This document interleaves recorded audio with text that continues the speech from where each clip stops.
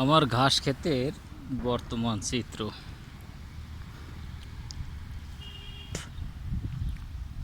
মানে এবার বন্যা হবে কি না বলতে পারছি না। যদি বন্যা হয় তাহলে তো আমার ঘাসগুলো নষ্ট হয়ে যাবে, মানে পানিতে তলায় যাবে।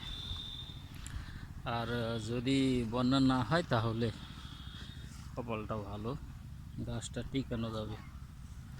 একবার ঘাস তলায় নষ্ট হয়ে গেলে সেই গাছটা আবার গজাইতে, মানে খেতে পরিপূর্ণ হতে মিনিমাম 3টা মাস সময় লেগে যায়। যে ঘাস কাটা হচ্ছে, ঘাস অবশ্য বেশি বাড়তি হয়ে গেছে, মানে মাঝখানে কাজের অনেক চাপে ঘাস খুব একটা বেশি কাটতে পারছিল না। তারপরে আমার যে দাদা বাড়িতে কাজ করতো সেই দাদাও এখন নেই, চলে গেছে। মেবি আসবে কয়েকদিন পরে। এই তো আমার ঘাস ক্ষেতের অবস্থা, কাটা হচ্ছে। নিচ দিয়েও অনেক ঘাস জন্মাইছে, যেটা পরিষ্কার করে দিয়ে সার দিয়ে দিতে হবে।